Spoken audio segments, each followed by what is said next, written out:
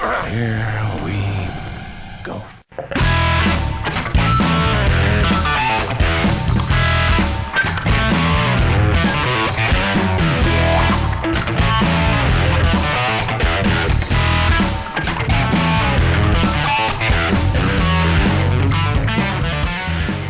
The Conjuring 2 is directed by James Wan and it stars Patrick Wilson and Vera Farmiga, and it is a sequel to the very successful horror film and one of my favorite horror films of all time, The Conjuring. This sequel follows Ed and Lorraine Warren, who fly to North London to help a single mother raising 4 children alone in a house that is plagued by demons, ghosts, and all that creepy stuff. Now, as I said, I freaking love the first movie. In my opinion, James Wan is doing things that no other director in Hollywood is doing right now. He takes these mundane and pretty, honestly, unoriginal stories and molds them into these absolutely amazing horror films. He does the exact same thing with The Conjuring 2, and I am very pleased to say that this is one of the best horror films I've seen in a very long time. And as weird as it sounds, what's great about this film is the story isn't this completely original thing. We've seen it done a million times. And in fact, if you look back at the original film, this movie is kind of almost the exact same story.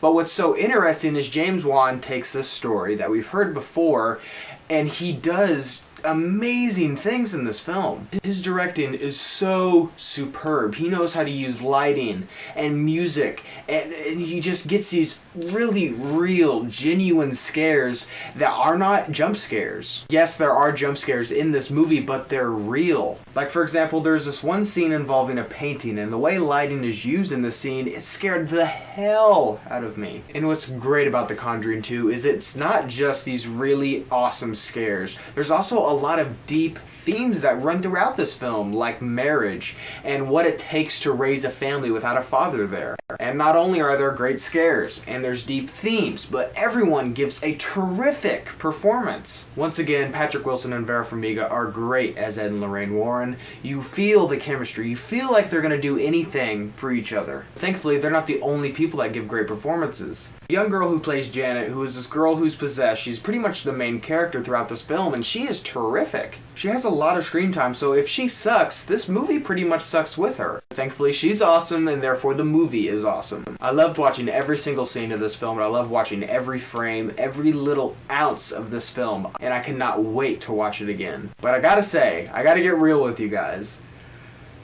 James Wan, I know you're probably not watching it, but on the slight chance that you are watching it, please, I implore you, please,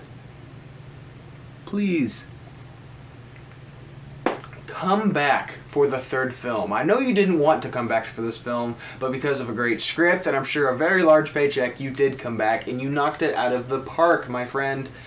Please come back for the third film. The first film is so awesome. It's so much fun to watch. The second film is better in some ways. If you come back for a third film, I promise you, you will have the best horror trilogy of all time. Granted, it's not that hard to have the best horror trilogy of all time because really the only other respectable one is Evil Dead, but still, wouldn't that be a cool title to have?